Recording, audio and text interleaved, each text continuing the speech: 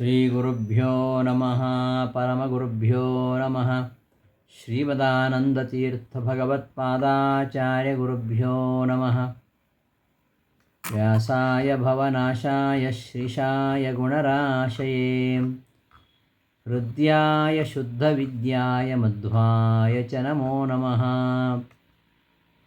ಅಭ್ರಮಂ ಭಂಗರಹಿತಂ ಅಜಡಂ ವಿಮಲಂ ಸದಾ ಆನಂದತೀರ್ಥಮತುಲಂ ಭಜೆ ತಾಪತ್ರಯಾಪಹಂ ಶ್ರೀಮತೋ ರಾಘವೇಂದ್ರಸ್ಯ ನಮಾಮಿ ಪದಪಂಕಜೇ ಕಾಮಿತಾಶೇಷಕಲ್ಯಾಣಕಲನಕಲ್ಪಪಾದಪೋ ಅಜ್ಞಾನತಿಮಿರಚ್ಛೇದಂ ಬುದ್ಧಿಸಂಪತ್ಪ್ರದಾಯಕಂ ವಿಜ್ಞಾನವಿಮಲಂ ಶಾಂತಂ ವಿಜಯಾಖ್ಯಗುರುಂ ಭಜೆ ತಪಸ್ವಾಧ್ಯಾಯ ಶುಶ್ರೂಷಾ ಕೃಷ್ಣಪೂಜಾರತಂ ಮುನಿಂ ವಿಶ್ವೇಶಮಿಷ್ಟದಂ ವಂದೇ ಪರಿವ್ರಾಟ್ ಚಕ್ರವರ್ತಿನಂ ಲಕ್ಷ್ಮೀನಾರಾಯಣಂ ನತ್ವಾ ಪೂರ್ಣಬೋಧಾನ್ ಗುರೋನಪಿ ಕುರ್ಮಃ ಶ್ರೀಕೃಷ್ಣಗೀತಾಯಾಃ ಭಾಷ್ಯಾದ್ಯುಕ್ತಾರ್ಥಸಂಗ್ರಹಂ. ಶ್ರೀ ಗುರುಭ್ಯೋ ನಮಃ. ಆತ್ಮೀಯರೇ, ಗೀತಾವೃತ್ತಿ ಪಾಠಕ್ಕೆ ಸುಸ್ವಾಗತ. ಭಗವದ್ಗೀತೆಯ 16ನೇ ಅಧ್ಯಾಯದಲ್ಲಿ ಆಸುರ ಸ್ವಭಾವದ ಜನರು, ಅವರ ವ್ಯವಹಾರಗಳು ಮತ್ತು ಅವರು ಹೊಂದತಕ್ಕಂತಹ ಗತಿ ಅವೆಲ್ಲವುಗಳನ್ನು ಕೃಷ್ಣ ಹೇಳಿ, ಈ ಆಸುರಿ ಸ್ವಭಾವವನ್ನು ಬೆಳೆಸ್ಕೊಳ್ಬಾರ್ದು, ಅಂದರೆ ಈ ಮೂರನ್ನು ಬಿಡಬೇಕು ಅಂತ ಹೇಳಿದ ಕೃಷ್ಣ. ಯಾವುದು ಮೂರನ್ನು ಬಿಡಬೇಕು ಅದನ್ನು 21ನೇ ಶ್ಲೋಕದಲ್ಲಿ ಹೇಳ್ತಾನೆ. ತ್ರಿವಿಧಂ ನರಕಸ್ಯೇದಂ ದ್ವಾರಂ ನಾಶನಮಾತ್ಮನಃ ಕಾಮಃ ಕ್ರೋಧಃ ತಥಾ ಲೋಭಃ ತಸ್ಮಾದೇತತ್ರಯಂ ತ್ಯಜೇ. ಆದ್ದರಿಂದ ಈ ಮೂರನ್ನು ಬಿಟ್ಟು ಬಿಡಬೇಕು. ಯಾವುದನ್ನು? ಕಾಮ, ಕ್ರೋಧ, ಲೋಭ. ಯಾಕೆ ಅಂದರೆ ಇವೆಲ್ಲ ಆತ್ಮನಃ ನಾಶನಂ, ಆತ್ಮನಾಶಕರವಾಗಿರತಕ್ಕಂತಹ ನರಕದ ಬಾಗಿಲಿದು. ಈ ಮೂರು ವಿಧವಾಗಿರುವಂಥದ್ದು: ಕಾಮ, ಕ್ರೋಧ ತಥಾ ಲೋಭ. ಇವುಗಳನ್ನು ಪರಿತ್ಯಾಗ ಮಾಡಬೇಕು. ಇಲ್ಲದೆ ಹೋದರೆ ನರಕ ಪ್ರಾಪ್ತಿ ಆಗ್ತದೆ ಎಂಬ ವಿಚಾರವನ್ನು ಹೇಳ್ತಾನೆ. ನರಕದ ಬಾಗಿಲು ಮನುಷ್ಯನನ್ನು ದುರ್ಗತಿಗೆ ಒಯ್ಯಲು ಈ ಮೂರು ದುರ್ಗುಣಗಳು ಕಾರಣ ಆಗಿದ್ದಾವೆ. ಕಾಮ, ಕ್ರೋಧ, ಲೋಭಗಳು. ಇವುಗಳನ್ನು ತೊರೆಯಬೇಕು. ಕಾಮ ಅನ್ನೋದು ಆ ಕಾಮಿಯಾದವನು ನೋಡಿ, ಕಾಮಾತುರಾಣಾಂ ನಭಯಂ ನ ಲಜ್ಜಾ ಅಂತ ಹೇಳ್ತಾರೆ. ತನ್ನ ಇಚ್ಛಾಪೂರ್ತಿಗೋಸ್ಕರವಾಗಿ ಅವನಿಗೆ ಯಾವ ಭಯನೂ ಇಲ್ಲ, ಲಜ್ಜೆಯೂ ಇಲ್ಲ. ಅನೇಕರನ್ನು ಬಲಿ ತೆಗೆದುಕೊಳ್ತಾನೆ. ಇನ್ನು ಕ್ರೋಧಿಯು ಯಾವಾಗ ಏನು ಮಾಡ್ತಾನೆ ಹೇಳಲಿಕ್ಕೆ ಸಾಧ್ಯ ಇಲ್ಲ. ಜಗತ್ತಿನಲ್ಲಿ ಇವತ್ತು ನಡೀತಕ್ಕಂತಹ ಅನೇಕ ಹತ್ಯೆಗಳು ಇಂತಹ ಕ್ರೋಧ ಇರುವವರಿಂದಲೇ ನಡೀತಾ ಇವೆ. ಇನ್ನು ಲೋಭಿಯಾದವ ತನ್ನ ಆಶಾ ಪೂರ್ತಿಗೋಸ್ಕರವಾಗಿ ಅನ್ಯಾಯದ ವ್ಯಾಪಾರ, ಕಳ್ಳಸಾಗಾಣಿಕೆ ಇತ್ಯಾದಿಗಳಿಂದ ಸಮಾಜವನ್ನು ಶೋಷಣೆ ಮಾಡಲಿಕ್ಕೆ ಪ್ರಾರಂಭ ಮಾಡ್ತಾನೆ ಅವನು. ಹೀಗೆ ಕಾಮಿ, ಕ್ರೋಧಿ ಮತ್ತು ಲೋಭಿ ಇವುಗಳು ಒಂದಿಲ್ಲೊಂದು ರೀತಿಯಲ್ಲಿ ಬೇರೆಯವರನ್ನು ಪೀಡಿಸ್ತಾನೇ ಇರ್ತಾರೆ ಮತ್ತು ಶೋಷಣೆ ಮಾಡ್ತಾರೆ. ಇವರೆಲ್ಲ ನರಕಕ್ಕೆ ಹೋಗ್ತಕ್ಕಂಥವರು.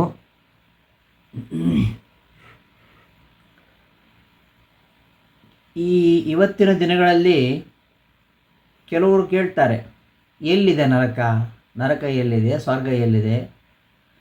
ಚಂದ್ರಲೋಕದವರೆಗೆ ಹೋಗಿ ಬಂದಿದ್ದಾರೆ ಗಗನಯಾತ್ರಿಗಳು. ಅವರಿಗೆ ನರಕ ಸ್ವರ್ಗಗಳ ಸ್ಟೇಷನ್ ಎಲ್ಲಿಯೂ ಕೂಡ ಕಾಣಲಿಲ್ವಂತೆ ಅಂತ ಕೇಳೋರಿದ್ದಾರೆ. ಈ ಪ್ರಶ್ನೆಗಳು ಅತಿ ಬಾಲಿಶವಾಗಿರತಕ್ಕಂತಹ ಪ್ರಶ್ನೆಗಳು. ಯಾಕೆಂದರೆ ಸ್ವರ್ಗ ನರಕಾದಿಗಳು ತೇಜಪ್ರಧಾನವಾಗಿರತಕ್ಕಂತಹ ಲೋಕಗಳು. ನಮ್ಮ ಕಣ್ಣಿಗಾಗಲಿ ಅಥವಾ ಇವತ್ತು ವಿಜ್ಞಾನ ಬಳಸ್ತಕ್ಕಂತಹ ಶಕ್ತಿಯುತ ದೂರದರ್ಶಕಗಳಾಗಲಿ ಸೂಕ್ಷ್ಮ ಕ್ಯಾಮರಾಗಳಿಗಾಗಲಿ ಅವುಗಳು ಕಾಣಿಸುವಂಥವುಗಳಲ್ಲ. ಕೇವಲ ದಿವ್ಯ ದೃಷ್ಟಿಗೆ ಮಾತ್ರ ಅವುಗಳು ಗೋಚರ ಆಗ್ತವೆ. ಸತ್ತ ಮೇಲೆ ನರಕವೇ ಇರಲಿ ಸ್ವರ್ಗವೇ ಇರಲಿ, ಇಲ್ಲಿ ಅಂತೂ ಇವರೆಲ್ಲ ಸುಖವಾಗಿದ್ದಾರಲ್ಲ ಅಂತ ಹೇಳ್ಬೋದಲ್ಲ ಅಂದರೆ ಹಾಗೆ ಹೇಳಲಿಕ್ಕೆ ಸಾಧ್ಯ ಇಲ್ಲ. ಯಾಕಂದರೆ ಇವರ ಜೀವನದ ಹೆಚ್ಚಿನ ಭಾಗ ಅದು ದುಃಖಮಯವಾಗಿರುತ್ತೆ. ಆ ನರಕದ ದರ್ಶನ ನಮಗಾಗದೇ ಇದ್ದರೂ ಇವರ ಜೀವನದಲ್ಲಿ ಪ್ರತ್ಯಕ್ಷ ನರಕವನ್ನು ಕಾಣಬಹುದು. ಕಾಮಾಸಕ್ತರು ಕೆಲವೇ ದಿನಗಳಲ್ಲಿ ಅನೇಕ ಗುಪ್ತ ರೋಗಗಳಿಗೆ ಬಲಿಯಾಗಿ ತಮ್ಮ ಜೀವನದಲ್ಲಿ ನರಕದ ದುಃಖವನ್ನು ಅನುಭವಿಸ್ತಾರೆ. ಕ್ರೋಧಿಗಳಾಗಿರ್ತಕ್ಕಂತಹ ಕೊಲೆಗಡಕರಂತೂ ಕುಳಿತಾಗ ನಿಂತಾಗ ಅವರಿಗೆ ನೇಣುಗಂಬದ ಭಯ, ಕೊನೆಗೆ ಅವರು ನೇಣುಗಂಬವನ್ನೇ ಕಾಣುತ್ತಾರೆ. ಇನ್ನು ಲೋಭಿಗಳಂತೂ ಯಾವಾಗಲೂ ಹೊಡೆಯುವುದು ಬಡಿಯುವುದು, ಅವ್ರಿಗೆ ಯಾವಾಗಲೂ ಒಂದು ಭಯ. ಇನ್ಕಮ್ ಟ್ಯಾಕ್ಸ್ ಆಫೀಸರ್ ಬರ್ತಾರೆ ಅಂತ ಅವರ ಭಯ, ಬಂದೇ ಬರ್ತಾರೆ ಅವರು. ಹಾಗಾಗಿ ಅವರು ಬಂದ ಮೇಲೆ ಮುಂದೆ ಅವರು ಜೈಲ್ ಕಂಬಿ ಎಣಿಸೋದೆ ಹಗಲು ರಾತ್ರಿ. ಇವರಿಗೆಲ್ಲ ಅಲ್ಲಿ ಆ ಜೈಲಿನಲ್ಲಿ ವಾತಾನುಕೂಲಿತವಾಗಿರತಕ್ಕಂತಹ ಕೋಣೆಗಳಿರುವುದಿಲ್ಲ, ಮೆತ್ತನೆ ಹಾಸಿಗಳಿರುವುದಿಲ್ಲ, ಸುರೆಯ ಬಾಟ್ಲುಗಳಿರುವುದಿಲ್ಲ, ಬೆಳೆವಣ್ಣುಗಳಿರುವುದಿಲ್ಲ. ಅವು ಯಾವ ಸುಖವನ್ನು ಕೊಡೋದಿಲ್ಲ ಇವರಿಗೆ. ದಿನವೆಲ್ಲ ದುಡಿದು ಹಸಿವಾದಾಗ ಒಣ ರೊಟ್ಟಿ ತಿಂದರೂ ಪರವಾಗಿಲ್ಲ, ಗುಡಿಸಿನಲ್ಲಿ ನಿದ್ದೆ ಮಾಡತಕ್ಕಂತಹ ಕಾರ್ಮಿಕ ಅವ ನಿರ್ಭಯವಾಗಿ ನಿಶ್ಚಿಂತೆಯಿಂದ ಕಣ್ತುಂಬ ನಿದ್ರೆ ಮಾಡ್ತಾನೆ. ಅಂತಹ ಒಂದು ನಿಶ್ಚಿಂತತೆ, ನಿರ್ಭಯತೆ ಇವರಲ್ಲಿ ಇರಲಿಕ್ಕೆ ಸಾಧ್ಯವೇ ಇಲ್ಲ. ಮತ್ತು ಪ್ರಾಮಾಣಿಕವಾಗಿ ನಮ್ಮ ಪ್ರಯತ್ನದಿಂದ ದೇವರೇನು ಕೊಡ್ತಾನೆ ಅದರಲ್ಲಿ ಸಂತೋಷದಿಂದ ಇದ್ದು ಉಳಿದ ವೇಳೆಯನ್ನು ಆಧ್ಯಾತ್ಮಿಕ ವಿಷಯಕ ಶ್ರವಣ, ಮನನ, ಚರ್ಚೆ, ಅಧ್ಯಯನ, ಅಧ್ಯಾಪನ ಇವುಗಳಲ್ಲಿ ಯಾವನು ತೊಡಗ್ತಾನೋ ಅವನ ಮನಸ್ಸು ನೋಡಿ ಪ್ರಶಾಂತವಾಗಿರುತ್ತದೆ. ಅದರಿಂದ ಅವನಿಗೆ ಆ ವಿಷಯಗಳಲ್ಲಿ ಅಭಿರುಚಿ ಹೆಚ್ಚಿದಂತೆ ಅವನಿಗೆ ಒಂಥರ ಅಲೌಕಿಕವಾಗಿರತಕ್ಕಂಥ ಆನಂದ ಸಿಗತ್ತೆ. ಅವ ಪ್ರತ್ಯಕ್ಷವಾಗಿ ಸ್ವರ್ಗ ಸುಖದ ಅನುಭವವನ್ನು ಇಲ್ಲಿಯೇ ನೋಡಲಿಕ್ಕೆ ಸಮರ್ಥನಾಗ್ತಾನೆ. ಈ ಕಾಮ ಕ್ರೋಧ ಲೋಭಗಳು, ಈ ಜ್ವರದಲ್ಲಿ ವಾತಪಿತ್ತ ಕಫಗಳು ಉಂಟಲ್ಲ, ವಾತಪಿತ್ತ ಕಫಗಳು ಒಂದನ್ನೊಂದು ಬಿಡದೆ ಎಲ್ಲವೂ ಕೂಡಿ ಅವು ಪ್ರಕ್ಷುಬ್ಧವಾದಾಗ ಜ್ವರ ಬರುವಂಥದ್ದು. ಹಾಗೆಯೇ ಕಾಮಕ್ರೋಧ ಲೋಭಗಳು ಒಂದನ್ನೊಂದು ಬಿಟ್ಟಿರುವುದಿಲ್ಲ. ವಾತಪಿತ್ತ ಕಫ ಮೂರೂ ಇರಬೇಕು, ಮೂರು ಸಮಸ್ಥಿತಿಯಲ್ಲಿರಬೇಕು. ವಾತಪಿತ್ತ ಕಫಗಳ ಸಮಸ್ಥಿತಿಯೇ ಆರೋಗ್ಯ, ಅವುಗಳ ವಿಷಮ ಸ್ಥಿತಿಯೇ ಅನಾರೋಗ್ಯ. ಈ ಕಾಮಕ್ರೋಧಗಳು ಸಾಮಾನ್ಯವಾಗಿ ಒಟ್ಟಿಗೆ ಇರ್ತವೆ, ಒಂದನ್ನೊಂದು ಬಿಟ್ಟಿರುವುದಿಲ್ಲ. ಕಾಮದ ಪೂರ್ತಿಗೋಸ್ಕರವಾಗಿ ಮನುಷ್ಯ ಲೋಭಿ ಆಗ್ತಾನೆ, ಅದು ಪೂರ್ಣವಾಗದೇ ಇದ್ದಾಗ ಅವನು ಕ್ರೋಧಿ ಆಗ್ತಾನೆ. ಇವು ಒಂದೊಂದೇ ಪ್ರತಿಯೊಂದು ಪ್ರತ್ಯೇಕವಾಗಿ ವಿನಾಶಕಾರಿಯಾಗಿದ್ದಾವೆ. ಇನ್ನು ಮೂರು ಒಬ್ಬನಲ್ಲಿ ಸೇರಿಬಿಟ್ರೆ, ಕಾಮ ಕ್ರೋಧ ಲೋಭ ಮೂರೂ ಒಂದು ಕಡೆ ಸೇರಿಬಿಟ್ರೆ ಅದು ಒಂದು ಸುಭಾಷಿತ ಇದೆಯಲ್ಲ ಹಾಗೆ ಆಗುತ್ತೆ. ಕೋತಿಗೆ ಹೆಂಡ ಕುಡಿಸಿದ್ರಾಗ, ಕೋತಿ ಹೆಂಡ ಕುಡಿಸಿದ್ದಾರೆ, ಅದಕ್ಕೆ ಚೇಳು ಕಡಿದಿದೆ, ಭೂತ ಸಂಚಾರ ಬೇರೆ ಆಗಿದೆ, ಮೊದಲೇ ಮರ್ಕಟ, ಅದರ ಮೇಲೆ ಅದರ ಭೂತ ಸಂಚಾರ ಆಗಿದೆ. ಹೀಗಾದಾಗ ಆ ಸ್ಥಿತಿ ಹೇಗಾದೀತು? ಹಾಗಾಗತ್ತೆ. ಕಾಮ ಕ್ರೋಧ ಲೋಭ ಮೂರು ಒಟ್ಟಿಗೆ ಇದ್ದಾಗ ಕೋತಿ ಹೆಂಡ ಕುಡಿಸಿದ ಹಾಗೆ, ಚೇಳು ಕಡ್ದ ಹಾಗೆ, ಅದಾದಮೇಲೆ ಆ ಭೂತ ಸಂಚಾರ ಆಗಿಬಿಟ್ರೆ ಆ ವ್ಯಕ್ತಿಯ ಸ್ಥಿತಿ ವಿನಾಶವೇ. ಅವನ ವಿನಾಶ ಮಾತ್ರ ಅಲ್ಲ, ಸಮಾಜವನ್ನು ನಾಶಗೊಳಿಸ್ತಾನೆ ಅವನು. ಆದ್ದರಿಂದ ಕೃಷ್ಣ ಹೇಳಿದ ದ್ವಾರಂ ನಾಶನಮಾತ್ಮನಃ.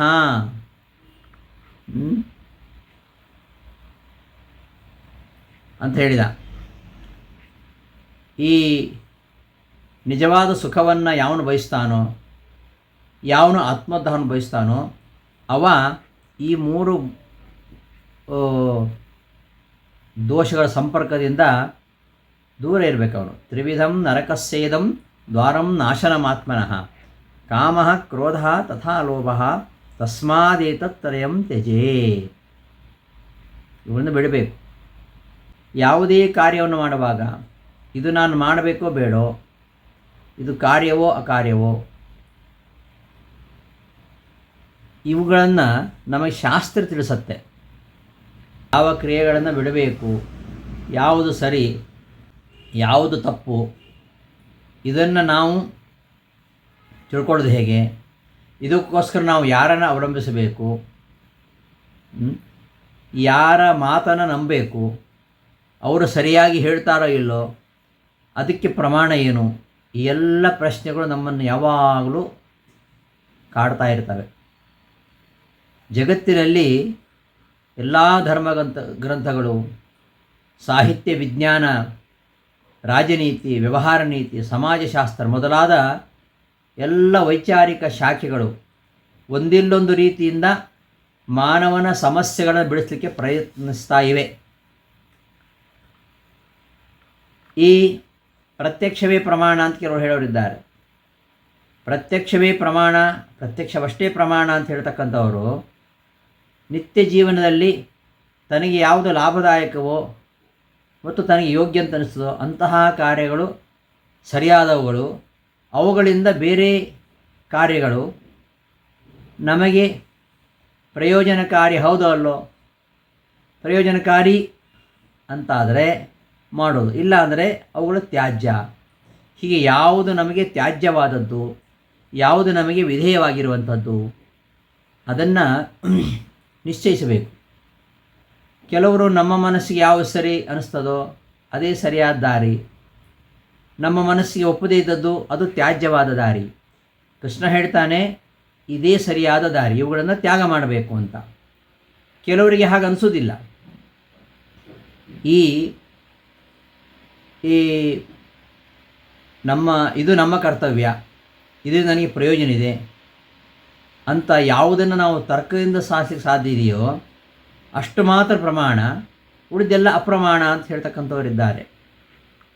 ಅನುಭವವಾದಿಗಳು ಜಗತ್ತಿನಲ್ಲಿ ಕರ್ತವ್ಯ ಯಾವುದು, ಅಕರ್ತವ್ಯ ಯಾವುದು, ಇದು ಪ್ರತಿಯೊಬ್ಬ ವ್ಯಕ್ತಿಗೂ ಭಿನ್ನ ಭಿನ್ನವಾಗಿದೆ.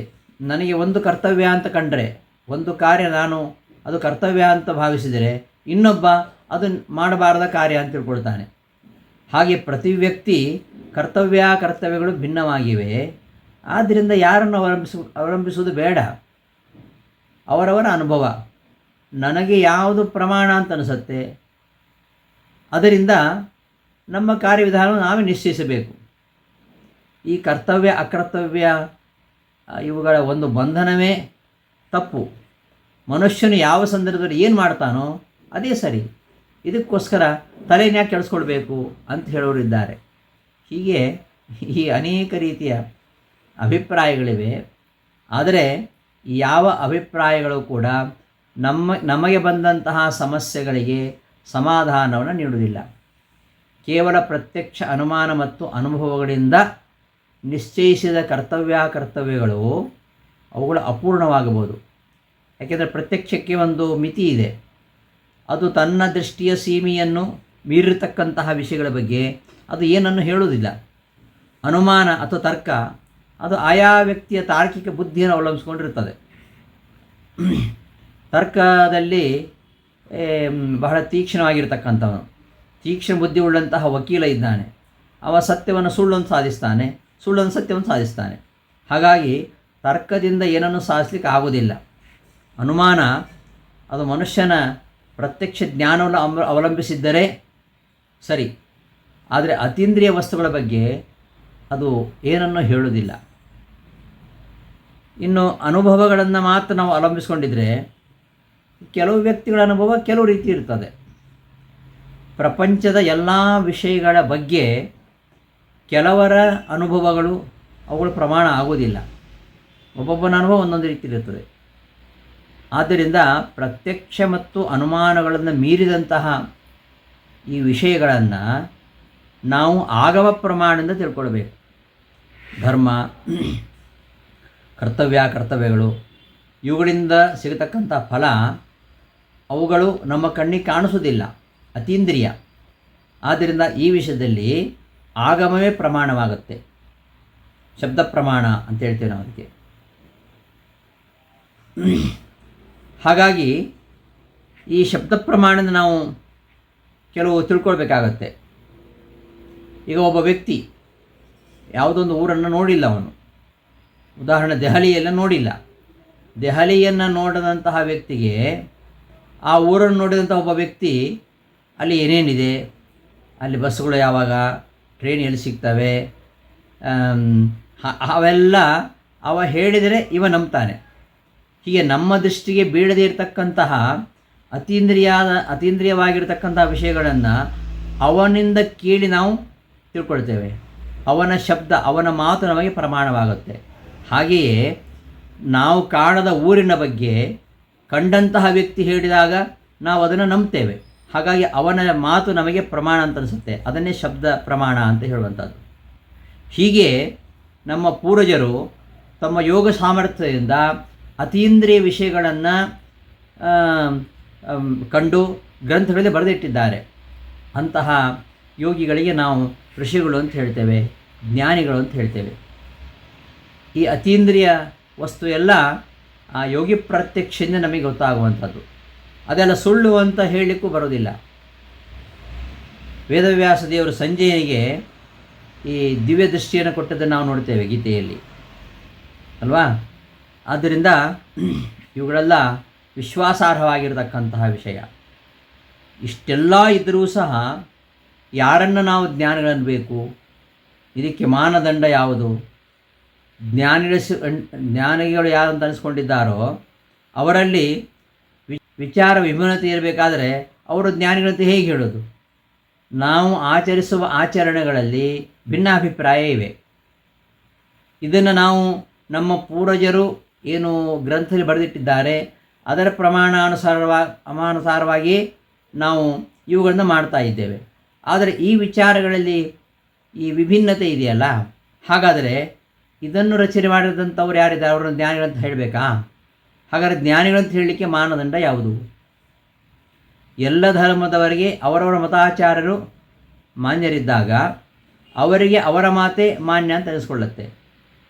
ಆದರೆ ನಿಜವಾದ ಸತ್ಯ ಯಾವುದು, ನಿಜವಾದ ಮಾನದಂಡ ಯಾವುದು ಎಂಬ ಜಿಜ್ಞಾಸೆ ಉಳಿಯುತ್ತೆ. ಈ ಎಲ್ಲ ಸಮಸ್ಯೆಗಳಿಗೆ ನಾವು ಒಂದು ಜ್ಞಾನದ ಸ್ರೋತಸ್ಸನ್ನು ಕಂಡುಹಿಡಿಬೇಕು. ಆ ಅದನ್ನು ರಚನೆ ಮಾಡ್ತಕ್ಕಂತಹ ವ್ಯಕ್ತಿ ಅವ ನಿರ್ದಿಷ್ಟನಾಗಿರಬೇಕು. ಅವನಲ್ಲಿ ದೋಷಗಳೇನಾದರೂ ಇದ್ದರೆ ಅದರಿಂದ ಅಂತಹ ದೋಷಪೂರಿತವಾಗಿರತಕ್ಕಂತಹ ವಿಚಾರ ಬರ್ಬೋದು. ಇದಕ್ಕೆ ಆಪ್ತವಾಕ್ಯ ಅಂತ ಹೇಳ್ತಾರೆ. ಈ ಆಗಮಗಳನ್ನು ಅಥವಾ ಸ್ಮೃತಿಗಳನ್ನು ರಚನೆ ಮಾಡತಕ್ಕಂತಹ ವ್ಯಕ್ತಿಯಲ್ಲಿ ಯಾವ ದೋಷಗಳು ಇರಬಾರ್ದು. ಜೀವ ಜಗತ್ತು ಪರಮಾತ್ಮರ ಅಸ್ತಿತ್ವವಿದ್ದಾಗಿನಿಂದಲೂ ಅದು ಇರಬೇಕು. ಒಂದು ವೇಳೆ ಅಂಥದ್ದು ಇದ್ದರೆ ಅದು ಸರ್ವಸಾಮಾನ್ಯ ಆಗ್ತದೆ. ಇಂತಹ ಜ್ಞಾನದ ಒಂದು ಸ್ರೋತಸ್ಸು ಅಥವಾ ಜ್ಞಾನದ ಭಂಡಾರ ಅದು ಸಿಗಲಿಕ್ಕೆ ಸಾಧ್ಯವಾ? ಅಂಥದ್ದಿದೆಯಾ ಎಂಬ ಸಂದೇಹ ಕೆಲವರಿಗೆ ಹುಡುಕಾಡಿ ಸಿಗದೆ ನಿರಾಶೆ ಕೆಲವರಿಗೆ. ಆದರೆ ಭಾರತೀಯರಾದ ನಮ್ಮ ಸೌಭಾಗ್ಯದಿಂದ ಇಂತಹ ಒಂದು ದಿವ್ಯಜ್ಞಾನ ಭಂಡಾರ ನಮಗೆ ಸಿಕ್ಕಿದೆ. ಅದನ್ನೇ ನಾವು ವೇದಗಳು ಅಂತ ಹೇಳ್ತೇವೆ. ಇಂತಹ ವೇದಗಳನ್ನು ಯಾವ ವ್ಯಕ್ತಿಯೂ ರಚಿಸಿಲ್ಲ. ಇದನ್ನು ಅಪೌರುಷೇಯ ಅಂತ ಹೇಳ್ತೇವೆ. ಯಾರು ತಮ್ಮ ಬುದ್ಧಿಯ ಊಹಾಪೋಹಗಳಿಂದ ರಚನೆ ಮಾಡಿದ್ದಲ್ಲ. ಇದು ಅನಾದಿಗಳಾಗಿರತಕ್ಕಂತಹ ಈ ವೇದಗಳಿವೆ. ಆ ವೇದಗಳನ್ನು ಸರ್ವಜ್ಞನಾಗಿರತಕ್ಕಂತಹ ಪರಮಾತ್ಮ ಅವ ಪೂರ್ಣವಾಗಿ ತಿಳಿದಿದ್ದಾನೆ. ಅವನ ಸೃಷ್ಟಿಯ ಆದಿಯಲ್ಲಿ ಇವುಗಳನ್ನು ತನ್ನ ನಿಶ್ವಾಸ ರೂಪದಿಂದ ಅಭಿವ್ಯಕ್ತಗೊಳಿಸ್ತಾನೆ. ಆಗ ಅವನು ತನ್ನ ಬುದ್ಧಿಯನ್ನು ಉಪಯೋಗಿಸಿ ಇದರಲ್ಲಿ ಹೊಸದನ್ನು ಸೇರಿಸುವುದಾಗಲಿ ಅಥವಾ ತೆಗೆಯುವುದಾಗಲಿ ಯಾವುದನ್ನು ಮಾಡುವುದಿಲ್ಲ. ಇದ್ದದ್ದನ್ನು ಇದ್ದ ಹಾಗೆ ಅಭಿವ್ಯಕ್ತಿಗೊಳಿಸುವಂಥದ್ದು. ಇಂತಹ ವೇದಗಳಿಗೆ ಅಭಿಮಾನಿಯಾಗಿರತಕ್ಕಂಥವಳು ಮಹಾಲಕ್ಷ್ಮೀ ದೇವಿ. ಅವಳು ಪರಮಾತ್ಮ ಅನುಗ್ರಹದಿಂದ ಎಲ್ಲವನ್ನೂ ತಿಳಿದವಳಾಗಿದ್ದಾಳೆ. ಸೃಷ್ಟಿಯಲ್ಲಿ ಬ್ರಹ್ಮನ ಉತ್ಪತ್ತಿಯಾದ ನಂತರ ಪ್ರಪ್ರಥಮವಾಗಿ ದೇವರು ಅವನಿಗೆ ಸಕಲ ವೇದಗಳನ್ನು ಉಪದೇಶ ಮಾಡ್ತಾನೆ. ಆ ಬ್ರಹ್ಮದೇವರ ನಂತರ ಉಳಿದ ದೇವತೆಗಳು ವೇದೋಪದೇಶವನ್ನು ಪಡಿತಾರೆ. ಈ ಜ್ಞಾನ ಭಂಡಾರವನ್ನು ಪಡೀಲಿಕ್ಕೆ ಋಷಿಗಳು ತಪಸ್ಸು ಮಾಡ್ತಾರೆ. ಅವರ ಒಂದು ತಪಸ್ಸಿನ ಫಲವಾಗಿ ಅವರಿಗೆ ವೇದವಾಕ್ಯಗಳು ಪ್ರಕಟವಾಗ್ತವೆ. ಆಗ ಅವರು ಆ ವೇದವಾಕ್ಯಗಳನ್ನು ಜನರ ಉಪಕಾರಕ್ಕೋಸ್ಕರವಾಗಿ ಲೋಕದಲ್ಲಿ ಪ್ರಕಟಿಸ್ತಾರೆ. ಅವರನ್ನು ವೇದದ್ರಷ್ಟಾರರು, ಮಂತ್ರದ್ರಷ್ಟಾರರು ಅಂತ ಹೇಳ್ತಾರೆ ಋಷಿಗಳು. ಋಷಿ ಧಾತುವಿಗೆ ಜ್ಞಾನ ಅಂತ ಅರ್ಥ. ತಪಸ್ಸಿನಿಂದ ವಿಶಿಷ್ಟ ಮಂತ್ರಗಳನ್ನು ಸಾಕ್ಷಾತ್ಕರಿಸಿಕೊಂಡು ಅವರು ಇಂತಹ ವಿಷಯಗಳನ್ನು ಆತ್ಮಸಾತ್ಕರಿಸಿಕೊಂಡಿದ್ದರಿಂದ ಅವರಿಗೆ ಋಷಿಗಳು ಅಂತ ಹೇಳ್ತೇವೆ. ಬರೀ ಗಡ್ಡ ಜಡೆಗಳನ್ನು ಬಿಟ್ಟವರು ಋಷಿಗಳಲ್ಲ. ಈ ಮಂತ್ರಗಳನ್ನು ಸಾಕ್ಷಾತ್ಕರಿಸಿಕೊಂಡವರು ಋಷಿಗಳು. ಅಂತಹ ಋಷಿಗಳು ಇಂತಹ ಮಂತ್ರಗಳನ್ನು ಪ್ರಕಟಿಸ್ತಾರೆ. ಈಗ ಉದಾಹರಣೆಗೆ ವಿಶ್ವಾಮಿತ್ರರು ಗಾಯತ್ರಿ ಮಂತ್ರವನ್ನು ಪ್ರತ್ಯಕ್ಷೀಕರಿಸಿಕೊಡ್ತಾರೆ. ಪ್ರತ್ಯಕ್ಷೀಕರಿಸಿಕೊಳ್ಳುವ ಮೊದಲು ಆ ಮಂತ್ರ ಇದ್ದೇ ಇತ್ತು. ಅವರಿಗಿಂತ ಉತ್ತಮವಾಗಿರತಕ್ಕಂತಹ ಬ್ರಹ್ಮಾದಿ ದೇವತೆಗಳು ತಿಳ್ಕೊಂಡು ಅವರ ಬುದ್ಧಿಸ್ಥವಾಗಿತ್ತು. ಅದು ಸಾಮಾನ್ಯರಿಗೆ ಲಭ್ಯವಾಗಿರಲಿಲ್ಲ. ಹಾಗಾಗಿ ಅದನ್ನು ನಮಗೆಲ್ಲ ಕೊಟ್ಟು ಉಪಕಾರ ಮಾಡಿದವರು ವಿಶ್ವಾಮಿತ್ರರು. ವೇದ ಅಪೌರುಷೇಯತ್ವ ವಿಚಾರ ಪಾಶ್ಚಾತ್ಯ ವಿಮರ್ಶಕರಿದ್ದಾರಲ್ಲ, ಅವರಿಗಿದು ಅರ್ಥ ಆಗಲಿಲ್ಲ, ಅವರ ಬುದ್ಧಿಗೆ ನಿಲುಕಲಿಲ್ಲ ಇದು. ಆದ್ದರಿಂದ ಅವರು ಯಾರೂ ಈ ವಿಷಯದಲ್ಲಿ ಗಂಭೀರವಾಗಿ ವಿಚಾರ ಮಾಡಲು ಪ್ರಯತ್ನ ಮಾಡಲಿಲ್ಲ. ಅದರ ಬಗ್ಗೆ ಒಂದು ಏನೋ ಪೂರ್ವಗ್ರಹ. ಈ ಬಗ್ಗೆ ಅಲ್ಪ ಸ್ವಲ್ಪ ವಿಚಾರ ಮಾಡಿದವರು ಕೂಡ ಪೂರ್ವಗ್ರಹಯುಕ್ತರಾಗಿ ತಮ್ಮ ಮೂಗಿನ ನೇರಕ್ಕೆ ಹೊಳೆದಿದ್ದೇ ಸರಿಯಾದ ಅರ್ಥ ಅಂತ ಅವರು ಈ ವಿಚಾರ ಒಂಥರಹದ ಅಂಧವಿಶ್ವಾಸ ಅಂತ ಹೇಳಿ ಮುನ್ನಡೆದರು.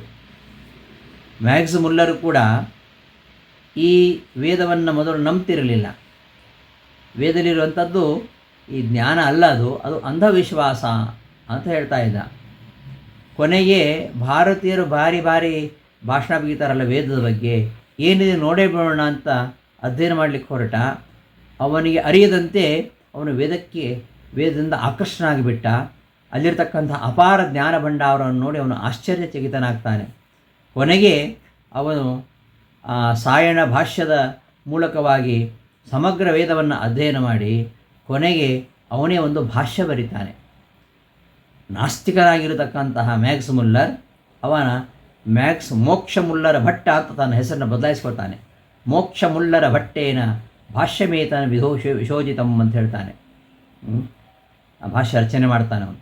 ಭಾಷ್ಯ ರಚನೆ ಮಾಡಿ ಸಂಸ್ಕೃತದಲ್ಲಿ ರಚನೆ ಮಾಡಿ ಹೇಳ್ತಾನೆ ಅವನು.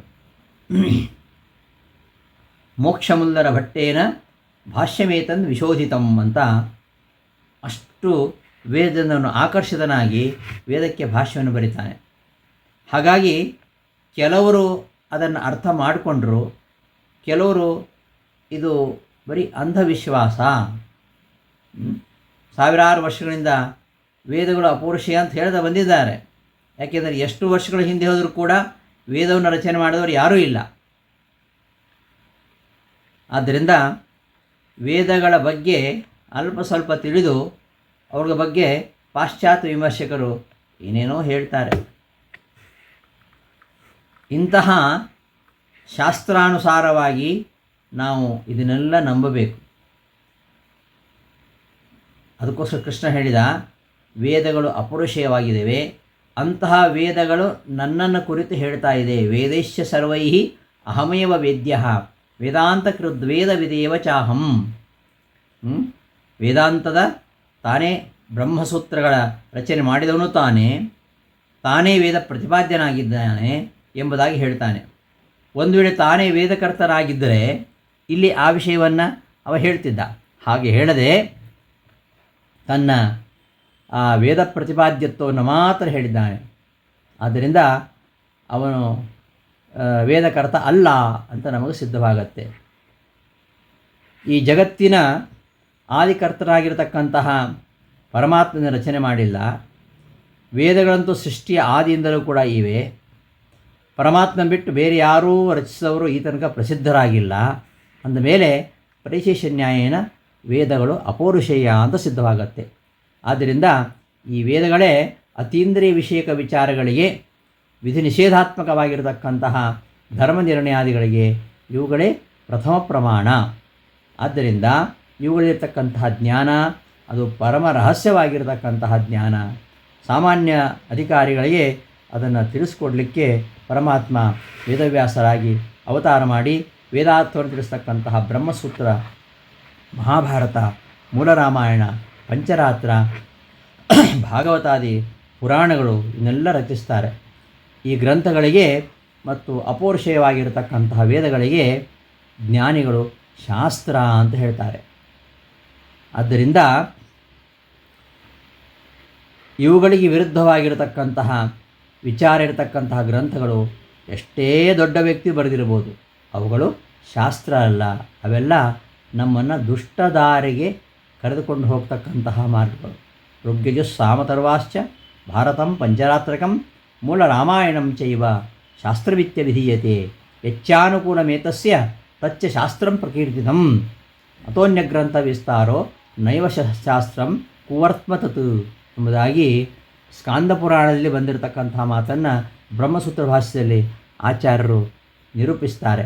ಹೀಗೆ ಇವುಗಳನ್ನು ಅನುಸರಿಸದೆ ನಾವು ಮನಸ್ಸಿಗೆ ಬಂದಂತೆ ವಿಧಿ ನಿಷೇಧಗಳನ್ನು ಮಾಡಿದರೆ ನಾವು ಎಂದಿಗೂ ಸಿದ್ಧಿಯನ್ನಾಗಲಿ ಮೋಕ್ಷವನ್ನಾಗಲಿ ಪಡೀಲಿಕ್ಕೆ ಸಾಧ್ಯ ಇಲ್ಲ ಎಂಬುದನ್ನು ಕೃಷ್ಣ ಮುಂದೆ ಶಾಸ್ತ್ರವಿಧಿ ಮುತ್ಸರ್ಜ್ಯ ವರ್ತತೆ ಕಾಮಕಾರತಃ ನ ಸಸಿದ್ಧಿಮವಾಪ್ನೋತಿ ನ ಸುಖಂ ನ ಪರಾಂ ಗತಿಂ ಅಂತ ಇಡೀ ಅಧ್ಯಾಯದ ಮುಂದೆ ಶ್ಲೋಕಗಳು ಹೇಳ್ತಾನೆ. ಆದ್ದರಿಂದ ಈ ಕೃಷ್ಣ ಹೇಳಿರತಕ್ಕಂತಹ ಈ ದೈವಿ ಆಸುರಿ ಸಂಪತ್ತುಗಳ ಬಗ್ಗೆ ತಿಳ್ಕೊಂಡು ಈ ಆಸುರಿ ಸ್ವಭಾವದಿಂದ ಆಗ್ತಕ್ಕಂತಹ ಅನಾಹುತಗಳನ್ನು ಮತ್ತು ಅವರಿಗೆ ಆಗ್ತಕ್ಕಂತಹ ಗತಿಯನ್ನು ಹೇಳಿ ಇಂತಹ ಈ ಒಂದು ರೀತಿ ನೀತಿ ವ್ಯವಹಾರಗಳಿಗೆ ಕಾರಣವಾಗಿರುವಂಥದ್ದು, ನಮ್ಮನ್ನು ಅಧಪ್ಪತನಕ್ಕೆ ಬೀಳಿಸುವಂಥದ್ದು ಅದು ಯಾವುದು ಅಂದರೆ ಅದನ್ನೇ ಹೇಳ್ತಾ ಇದ್ದಾರೆ ಕೃಷ್ಣ. ತ್ರಿವಿಧಂ ನರಕಸ್ಯೇದಂ ದ್ವಾರಂ ನಾಶನಮಾತ್ಮನಃ ಕಾಮಃ ಕ್ರೋಧಃ ತಥಾ ಲೋಭಃ ತಸ್ಮಾದ್ ಏತತ್ರಯಂ ತ್ಯಜೇತ್. ಆತ್ಮನಃ ನಾಶಂ, ಆತ್ಮನಾಶಕರವಾಗಿರತಕ್ಕಂತಹ ದ್ವಾರಂ, ನರಕಸ್ಯ ದ್ವಾರಂ, ನರಕದ ಬಾಗಿಲು ಯಾವುದು? ಅದು ಮೂರು ವಿಧವಾಗಿದೆ. ತ್ರಿವಿಧಂ ನರಕಸ್ಯ ಇದಂ ದ್ವಾರಂ ತ್ರಿವಿಧಂ, ಆತ್ಮನಾಶಕಾರಕವಾಗಿರತಕ್ಕಂತಹ ಈ ನರಕದ ಬಾಗಿಲು ಮೂರು ರೀತಿಯಾಗಿದೆ. ಯಾವುದು ಅಂದರೆ ಕಾಮಃ ಕ್ರೋಧಃ ತಥಾ ಲೋಭ, ಕಾಮ ಕ್ರೋಧ ಲೋಭ. ಆದ್ದರಿಂದ ತಸ್ಮಾತ್, ಆದ್ದರಿಂದ ಏತತ್ರಯಂ ತ್ಯಜೇತ್, ಈ ಮೂರನ್ನು ಬಿಡಬೇಕು. ಉಕ್ತೇಷು ಪುಮರ್ಥ ವಿರೋಧಿಷು ಪ್ರಧಾನ ದೋಷತ್ರಯಂ ಅವಶ್ಯಂ ತ್ಯಾಜ್ಯಮಿತ್ಯಾಹ. ಅನೇಕ ದೋಷಗಳನ್ನು ಹೇಳಿದ ಹಿಂದೆ, ಪುರುಷಾರ್ಥ ವಿರೋಧಿಗಳಾಗಿರ್ತಕ್ಕಂತಹ ದೋಷಗಳು, ಅವುಗಳಲ್ಲಿ ಈ ಮೂರು ಪ್ರಧಾನ. ಇವುಗಳನ್ನು ಬಿಟ್ಟರೆ ಉಳಿದೆಲ್ಲ ತೊಂದರೆ ಇಲ್ಲ. ಈ ಮೂರು ಪ್ರಧಾನವಾಗಿರುವಂಥದ್ದು, ಇವುಗಳನ್ನು ಅವಶ್ಯವಾಗಿ ತೊರೆಯಬೇಕು ಎಂಬುದಾಗಿ ಹೇಳ್ತಾ ಇದ್ದಾನೆ ಈ ಶ್ಲೋಕದಲ್ಲಿ. ಕಾಮಃ ಕ್ರೋಧಃ ಲೋಭಃ ಇತಿ ಇದಂ ತ್ರಿವಿಧಂ ನರಕದ್ವಾರಂ. ಕಾಮ ಕ್ರೋಧ ಲೋಭ ಎಂಬ ಈ ಮೂರು ವಿಧವಾಗಿರತಕ್ಕಂತಹ ನರಕದ್ವಾರವು ಅರ್ಥಾತ್ ನರಕ ಸಾಧನವು ಆದ್ದರಿಂದ ಆದ್ದರಿಂದಲೇ ಆತ್ಮನಃ ನಾಶನಂ ಅನರ್ಥ ಪ್ರಾಪಕಂ, ಆತ್ಮನಾಶಕಾರಕವಾಗಿರುವಂಥದ್ದು, ನಮಗೆ ಅನರ್ಥವನ್ನು ತಂದುಕೊಡ್ತಕ್ಕಂಥದ್ದು. ತಸ್ಮಾತ್, ಆದ್ದರಿಂದ ಏತತ್ರಯಂ ತ್ಯಜೇತ್, ಈ ಮೂರನ್ನು ಬಿಡಬೇಕು. ತತಶ್ಚ ಕಾರಣಾಭಾವಾತ್ ನರಕಾಣಾಂ ಅಪ್ರಾಪ್ತಿ ಇತಿ ಭಾವಃ. ಈ ಮೂರನ್ನು ಬಿಟ್ಟರೆ ಆಗ ನರಕಪ್ರಾಪ್ತಿ ಕಾರಣವಾಗಿರುವಂಥದ್ದು ಇವು ಯಾವುವು ಇಲ್ಲ. ಆದ್ದರಿಂದ ಕಾರಣ ಇಲ್ಲದೇ ಇರೋದರಿಂದ ಕಾರಣಾಭಾವಾತ್, ಈ ನರಕಕ್ಕೆ ಕಾರಣವಾಗಿರತಕ್ಕಂತಹ ಕಾಮ ಕ್ರೋಧ ಲೋಭ ಇವುಗಳು ನಮ್ಮಲ್ಲಿ ಇಲ್ಲದೇ ಇರುವುದರಿಂದ ನರಕಾಣಾಂ ಅಪ್ರಾಪ್ತಿ ಇತಿ ಭಾವಃ, ನರಕ ಪ್ರಾಪ್ತಿ ಇಲ್ಲ ಅಂತ ಈ ಶ್ಲೋಕದ ಅಭಿಪ್ರಾಯ. ಈ ಮೂರು ಕಾಮಕ್ರೋಧ ಲೋಭಗಳನ್ನು ಬಿಟ್ಟರೆ ಅವರಿಗೆ ಖಂಡಿತವಾಗಿಯೂ ಶ್ರೇಯಸ್ಸು ದೊರೆಯುತ್ತೆ ಎಂಬುದನ್ನು ಮುಂದಿನ ಶ್ಲೋಕದಲ್ಲಿ ಹೇಳ್ತಾ ಇದ್ದಾನೆ. ಏತೈಹಿ ವಿಮುಕ್ತಃ ಕೌಂತೇಯ ತಮೋದ್ವಾರೈಸ್ತ್ರಿಭಿಃ ನರಃ ಆಚರತಿ ಆತ್ಮನಃ ಶ್ರೇಯಃ ತಥೋ ಯಾತಿ ಪರಾಂ ಗತಿಂ. ಹೇ ಕೌಂತೇಯ, ಕುಂತಿಸುತ್ತನೆ, ತಮಸ್ಸಿನ ಬಾಗಿಲಾಗಿರತಕ್ಕಂತಹ ತಮೋದ್ವಾರೈಹಿ ತ್ರಿಭಿಃ, ಏತೈಹಿ ತ್ರಿಭಿಃ, ತಮಸ್ಸಿನ ಬಾಗಿಲುಗಳಾಗಿರತಕ್ಕಂತಹ ಏತೈ ತ್ರಿಭಿ ಈ ಮೂರರಿಂದ ಯಾರು ವಿಮುಕ್ತ ದೂರನಾಗಿದ್ದಾನೋ ಅಂತಹ ಮನುಷ್ಯನು ಅವನು ಆತ್ಮನಃ ಶ್ರೇಯ ಆಚರತಿ, ತನಗೆ ಯಾವುದು ಶ್ರೇಯಸ್ಸು ಅದನ್ನೇ ಅವನು ಮಾಡಿಕೊಳ್ತಾನೆ. ತತಃ ಅನಂತರ ಪರಾಂಗತಿಂ ಯಾತಿ, ಪರಗತಿಯನ್ನು ಹೊಂತಾನೆ, ಅಂದರೆ ಮುಕ್ತಿಯನ್ನು ಹೊಂತಾನೆ. ನ ಕೇವಲಂ ಕಾಮಾದಿತ್ಯಾಗೇ ನರಕ ಅಪ್ರಾಪ್ತಿ, ಕಾಮಾದಿಗಳನ್ನು ತ್ಯಾಗ ಮಾಡೋದ್ರಿಂದ ನರಕ ದೊರೆಯುವುದಿಲ್ಲ, ಅದು ಮಾತ್ರ ಅಲ್ಲ ಪರಮ ಪುರುಷಾರ್ಥವು ಕೂಡ ಪ್ರಾಪ್ತಿಯಾಗುತ್ತೆ ಎಂಬುದನ್ನು ಹೇಳಿಕೊಟ್ಟಿದ್ದಾನೆ ಈ ಶ್ಲೋಕದಿಂದ ಅಂತ ಅದಕ್ಕೆ ಅವತರಣಿಕೆಯನ್ನು ಕೊಡ್ತಾರೆ. ನ ಕೇವಲ ಕಾಮಾದಿ ತ್ಯಾಗಗಳಿಂದ, ಕಾಮ ಮೊದಲಾದವನ್ನು ತ್ಯಾಗ ಮಾಡಿದರೆ ನರಕ ಪ್ರಾಪ್ತಿ ಇಲ್ಲವೆಂದಷ್ಟೇ ಅಲ್ಲ, ಪುಮರ್ಥ ಪ್ರಾಪ್ತಿ, ಪರಮ ಪುರುಷಾರ್ಥ ಪ್ರಾಪ್ತಿ ಕೂಡ ಇದೆ ಅಂತ ಇತ್ಯಾಹ ಏತೈ ಈ ಶ್ಲೋಕದಿಂದ ಹೇಳ್ತಾ ಇದ್ದಾನೆ. ತಮೋದ್ವಾರೈ ನರಕ ಹೇತುಭಿ ತ್ರಿಭಿ, ತಮೋದ್ವಾರ ನರಕಕ್ಕೆ ಕಾರಣ ಆಗಿರತಕ್ಕಂತಹ ತ್ರಿಭಿ ಏತೈ ಈ ಮೂರರಿಂದ ಕಾಮಕ್ರೋಧ ಲೋಭಗಳಿಂದ ವಿಮುಕ್ತ ಬಿಡುಗಡೆ ಹೊಂದಿದಂತಹ ನರಹ ಮನುಷ್ಯನು ಆತ್ಮನಃ ತನ್ನ ಶ್ರೇಯ ಅಂದರೆ ಪುಮರ್ಥ ಸಾಧನಂ, ತನ್ನ ಪುರುಷಾರ್ಥಕ್ಕೆ ಸಾಧನವಾದ್ದನ್ನು ಅವನು ಆಚರಿಸ್ತಾನೆ. ತತಃ ಆದ್ದರಿಂದ ಪರಾಂಗತಿಂ ಮೋಕ್ಷವನ್ನು ಯಾತಿ ಹೊಂತಾನೆ ಅಂತ ಈ ಶ್ಲೋಕದ ಅಭಿಪ್ರಾಯ. ಆದ್ದರಿಂದ ಶಾಸ್ತ್ರದಲ್ಲಿ ಹೇಳಿದ ಹಾಗೆ ನಡಿಬೇಕು, ಅದನ್ನು ಮುಂದಿನ ಶ್ಲೋಕದಲ್ಲಿ ಹೇಳ್ತಾ ಇದ್ದಾನೆ. ಯಾವನು ಶಾಸ್ತ್ರವಿಧಿ ಮುತ್ಸೃಜ್ಯ ವರ್ತತೆ ಕಾಮಕಾರತಃ ನ ಸಸಿದ್ಧಿ ಮಾವಾಪ್ನೋತಿ ನ ಸುಖಂ ನ ಪರಾಂಗತಿಂ. ಇವರಿಗೆ ಹೇಳಿದ ಹಾಗೆ ಈ ಶಾಸ್ತ್ರ ಯಾವುದು, ಆ ಶಾಸ್ತ್ರ ಹೇಳಿದಂತೆ ನಾವು ನಡಿಬೇಕು. ಆ ಶಾಸ್ತ್ರ ಹೇಳಿರ್ತಕ್ಕಂತಹ ವಿಧಿಯನ್ನು ಬಿಟ್ಟರೆ ಅವ ಸ್ವೇಚ್ಛಾಚಾರಿಯಾಗಿ ಪ್ರವೃತ್ತನಾದರೆ ಅವನು ಪುರುಷಾರ್ಥವನ್ನು ಹೊಂದುವುದಿಲ್ಲ, ಐಹಿಕ ಸುಖವನ್ನು ಹೊಂದುವುದಿಲ್ಲ, ಕೊನೆಗೆ ಮೋಕ್ಷವನ್ನು ಹೊಂದುವುದಿಲ್ಲ ಎಂಬ ವಿಚಾರವನ್ನು ಈ ಶ್ಲೋಕದಲ್ಲಿ ಹೇಳ್ತಾ ಇದ್ದಾನೆ. ಯಾವನು ಶಾಸ್ತ್ರವಿಧಿ ಮುತ್ಸೃಜ್ಯ, ಶಾಸ್ತ್ರವು ಹೇಳಿದಂತಹ ವಿಧಿ ಅದನ್ನು ಉತ್ಸೃಜ್ಯ ಬಿಟ್ಟು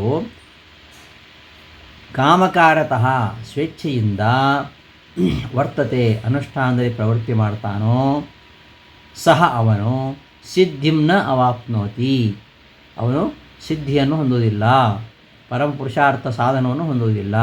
ಸುಖಂ ನ ಪ್ರಾಪ್ನೋತಿ, ಸುಖವನ್ನು ಕೂಡ ಅವನು ಹೊಂದುವುದಿಲ್ಲ. ಪರಾಂಗತಿಂ ನ ಆಪ್ನೋತಿ, ಮೋಕ್ಷವನ್ನು ಕೂಡ ಅವನು ಹೊಂದುವುದಿಲ್ಲ. ಶ್ರೇಯಸ್ಸಾಧನಾನುಷ್ಠಾನೆ ಅಂಗಾಂತರಂ ವಿಧಾತು ತದಕರಣೆ ಬಾಧಕಂ ತಾವದಾಹ. ಶ್ರೇಯಸ್ಸಿನ ಸಾಧನವನ್ನು ಅನುಷ್ಠಾನ ಮಾಡಲಿಕ್ಕೋಸ್ಕರವಾಗಿ ಆ ಸಾಧನಗಳ ಬೇರೆ ಅಂಗಗಳನ್ನು ಹೇಳಬೇಕು. ಅದನ್ನು ಹೇಳಲಿಕ್ಕೋಸ್ಕರವಾಗಿ ಅದನ್ನು ಮಾಡದೇ ಹೋದರೆ, ಈ ಅಂಗಗಳನ್ನು ಪಾಲಿಸದೆ ಹೋದರೆ, ಶ್ರೇಯಸ್ಸಿಗೆ ಸಾಧನಗಳನ್ನು ಅನುಷ್ಠಾನ ಮಾಡಲಿಕ್ಕೋಸ್ಕರವಾಗಿ ಕೆಲವು ಸಾಧನಗಳನ್ನು ಶಾಸ್ತ್ರದಲ್ಲಿ ಹೇಳಿದ್ದಾರೆ, ವಿಧಿ ನಿಷೇಧಗಳನ್ನು, ಅವುಗಳನ್ನು ಮಾಡಲಿಕ್ಕೋಸ್ಕರವಾಗಿ ಅವುಗಳನ್ನು ತದಾಕರಣೆ ಬಾಧಕಂ, ಅವುಗಳನ್ನು ಮಾಡದೆ ಹೋದರೆ, ಆ ಅಂಗಗಳನ್ನು ನಾವು ಪಾಲಿಸದೆ ಹೋದರೆ ಏನು ಬಾಧಕ, ಅದನ್ನು ಈ ಶ್ಲೋಕದಲ್ಲಿ ಹೇಳ್ತಾ ಇದ್ದಾನೆ. ಶಾಸ್ತ್ರವಿಧಿ ಮುತ್ಸೃಜ್ಯ ಅಂತ ಅವತರಣಿಕೆಯನ್ನು ಕೊಡ್ತಾರೆ ರಾಯರು. ಯಾವನು ಶಾಸ್ತ್ರೋಕ್ತ ವಿಧಾನಂ ಉತ್ಸೃಜ್ಯ, ಶಾಸ್ತ್ರ ಹೇಳಿರ್ತಕ್ಕಂತಹ ವಿಧಾನವನ್ನು ಬಿಟ್ಟು ಕಾಮಕಾರತಃ ಸ್ವೇಚ್ಛಾ ಮಾತ್ರೇನ, ಸ್ವೇಚ್ಛೆಯಿಂದ ಯತ್ರ ಕ್ವಚಿತ್ ಪ್ರವರ್ತತೆ, ಯಾವುದೇ ಅನುಷ್ಠಾನದಲ್ಲಿ ತೊಡಗುತ್ತಾನೋ ಸಹ ಅವನು ಸಿದ್ಧಿಂ ಪುಮರ್ಥೋಪಾಯಂ, ಪುರುಷಾರ್ಥ ಸಾಧನವನ್ನು ನ ಅವಾಪ್ನೋತಿ, ಹೊಂದುವುದಿಲ್ಲ. ಸುಖಂ ಐಹಿಕವಾಗಿರತಕ್ಕಂಥ ಸುಖವನ್ನು ನ ಆಪ್ನೋತಿ, ಹೊಂದುವುದಿಲ್ಲ. ಪರಾಂಗತಿಂ ಮೋಕ್ಷವನ್ನು ನ ಆಪ್ನೋತಿ, ಅವನು ಹೊಂದುವುದಿಲ್ಲ ಅಂತ ಈ ಶ್ಲೋಕದ ಅಭಿಪ್ರಾಯ. ತಸ್ಮಾತ್ ಶಾಸ್ತ್ರಂ ಪ್ರಮಾಣಂ, ಆದ್ದರಿಂದ ಶಾಸ್ತ್ರ ಪ್ರಮಾಣ, ಆ ಶಾಸ್ತ್ರ ಬಗ್ಗೆ ಇಷ್ಟೊತ್ತು ಹೇಳಿದ್ದು. ತಸ್ಮಾತ್ ಶಾಸ್ತ್ರಂ ಪ್ರಮಾಣಂತೆ ಕಾರ್ಯಾಕಾರ್ಯ ವ್ಯವಸ್ಥಿತೋ ಜ್ಞಾತ್ವಾ ಶಾಸ್ತ್ರವಿಧಾನೋಕ್ತಂ ಕರ್ಮ ಕರ್ತು ಯಹಾರ್ಹಸಿ.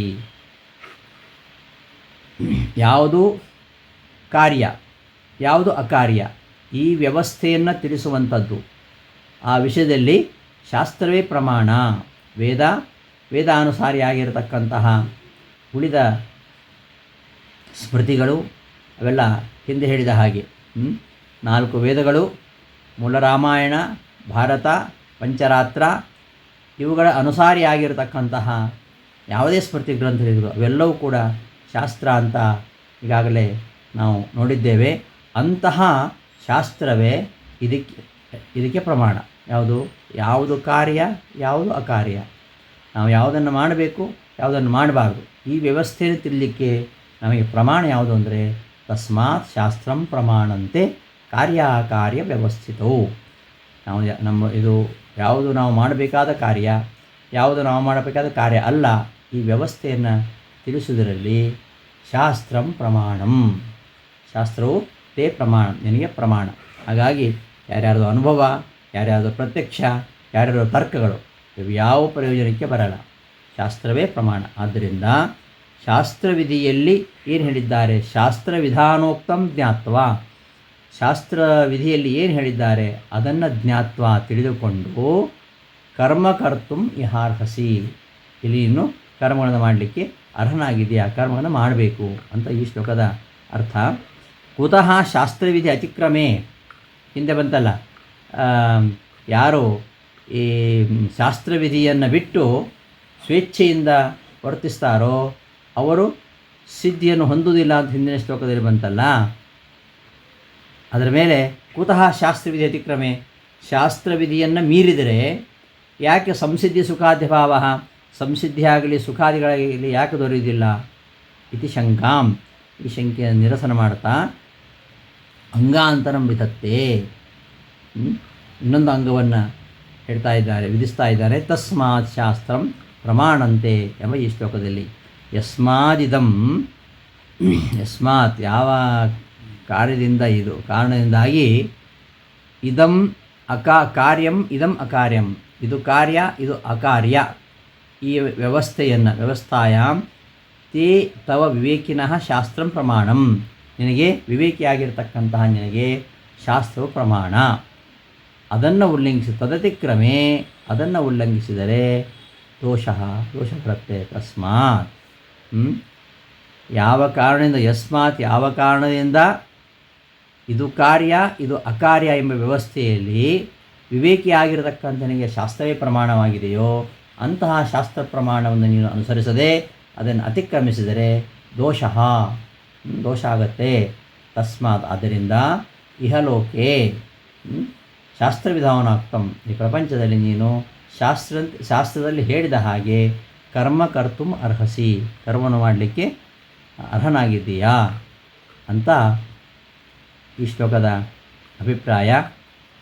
ಹೀಗೆ 16ನೇ ಅಧ್ಯಾಯದಲ್ಲಿ ಈ ದೈವಿ ಸಂಪತ್ತುಗಳು ಆಸುರಿ ಸಂಪತ್ತುಗಳು ಇವುಗಳ ಬಗ್ಗೆ ಹೇಳಿ, ಆಮೇಲೆ ಆಸುರಿ ಸ್ವಭಾವದವರಿಂದ ಆಗತಕ್ಕಂತಹ ಅನಾಹುತಗಳೇನು ಮತ್ತು ಅವರಿಗೆ ಆಗತಕ್ಕಂತಹ ಗತಿ ಏನು ಇದೆಲ್ಲವನ್ನು ಹೇಳಿ ಕೊನೆಯಲ್ಲಿ ದೈವಿ ಸಂಪತ್ತುಳ್ಳವರು ಶಾಸ್ತ್ರ ವಿಧಾನದಿಂದ ಕರ್ತವ್ಯಗಳನ್ನು ಆಚರಿಸಿ ಅವರು ಪರಮಸಿದ್ಧಿಯನ್ನು ಪಡೆಯುತ್ತಾರೆ. ಯಾರು ಆಸುರಿ ಸಂಪತ್ತುಳ್ಳವರಿದ್ದಾರೋ ಅವರು ಶಾಸ್ತ್ರವನ್ನು ನಿರಾಕರಣೆ ಮಾಡಿ ಸ್ವೇಚ್ಛೆಯಿಂದ ಈ ಕಾಮಕ್ರೋಧ ಲೋಭ ವಶರಾಗಿ ಅವರು ತಮ್ಮನ್ನು ಹೇಗೆ ನಾಶ ಮಾಡಿಕೊಳ್ತಾರೆ, ಎಲ್ಲ ವಿಚಾರಗಳನ್ನು ಈ ಅಧ್ಯಾಯದಲ್ಲಿ ಶ್ರೀಕೃಷ್ಣ ನಿರೂಪಿಸಿದಾನೆ ಅಂತ ಹೇಳ್ತಾ ಈ ಅಧ್ಯಾಯದ ಅರ್ಥಾನುಸಂಧಾನವನ್ನು ಸಮಾಪ್ತಿಗೊಳಿಸಿ ಮುಂದೆ 17ನೇ ಅಧ್ಯಾಯದಲ್ಲಿ ಕೆಲವು ವಿಚಾರಗಳನ್ನು ಕೃಷ್ಣ ನಿರೂಪಿಸ್ತಾನೆ. ಅರ್ಜುನೊಂದು ಪ್ರಶ್ನೆ ಬಂತು, ಈ ಯಾರು ಶಾಸ್ತ್ರವಿಧಿಯನ್ನು ತೊರೆದು, ಹಿಂದೆ ಬಂತಲ್ವ, ಹಿಂದೆ ಯಹ ಶಾಸ್ತ್ರವಿಧಿ ಮುತ್ಸೃಜ್ಯ ವರ್ತತೆ ಕರ್ಮಕಾರತಃ, ಶಾಸ್ತ್ರವಿಧಿಯನ್ನು ತೊರೆದು ಯಾವನು ಸ್ವೇಚ್ಛಾಚಾರಿಯಾಗಿ ಇರ್ತಾನೋ ಅವನು ಸಿದ್ಧಿಯನ್ನು ಹೊಂದುವುದಿಲ್ಲ ಅಂತ ಹೇಳಿದ್ನಲ್ಲ. ಹಾಗಾಗಿ ಅರ್ಜುನನಿಗೆ ಒಂದು ಪ್ರಶ್ನೆ ಬರುತ್ತೆ, ಯೇ ಶಾಸ್ತ್ರವಿಧಿ ಮುತ್ಸೃಜ್ಯ ಯಜಂತೆ ಶ್ರದ್ಧೆಯಾನ್ವಿತಾ ತೇಷಾಂ ನಿಷ್ಠಾದು ಕಾ ಕೃಷ್ಣ ಸತ್ವಮಾಹೋ ರಜಸ್ತಮಃ. ಶಾಸ್ತ್ರದ ವಿಧಿಯನ್ನು ಅರಿಯದೆ ಕೇವಲ ಶ್ರದ್ಧೆಯಿಂದಲೇ ಯಾಗ ಮಾಡುವವರು ಅವರ ನಿಷ್ಠೆ ಯಾವ ರೀತಿಯಾಗಿರುವಂಥದ್ದು, ಅದು ಸಾತ್ವಿಕವಾದ ನಿಷ್ಠೆಯೋ, ರಾಜಸವಾದ ನಿಷ್ಠೆಯೋ, ತಾಮಸವಾದ ನಿಷ್ಠೆಯೋ ಎಂಬ ಪ್ರಶ್ನೆಯನ್ನು ಮಾಡ್ತಾನೆ. ಅದಕ್ಕೆ ಉತ್ತರವನ್ನು ಕೊಡ್ತಾ ಅದಕ್ಕೆ ಸಂಬಂಧಿಸಿದಂತಹ ಅನೇಕ ವಿಚಾರಗಳನ್ನು ಈ ಶ್ರದ್ಧಾತ್ರಯ ವಿಭಾಗ ಯೋಗದಲ್ಲಿ ನಿರೂಪಿಸ್ತಾ ಹೋಗ್ತಾನೆ. ಆ ವಿಚಾರಗಳನ್ನು ಮುಂದಿನ ಪಾಠದಲ್ಲಿ ನೋಡೋಣ ಅಂತ ಹೇಳ್ತಾ ಇಂದಿನ ಪಾಠವನ್ನು ಸಮಾಪ್ತಿಗೊಳಿಸ್ತೇನೆ. ಶ್ರೀಕೃಷ್ಣ ಅರ್ಪಣಮಸ್ತು. ಧನ್ಯವಾದಗಳು.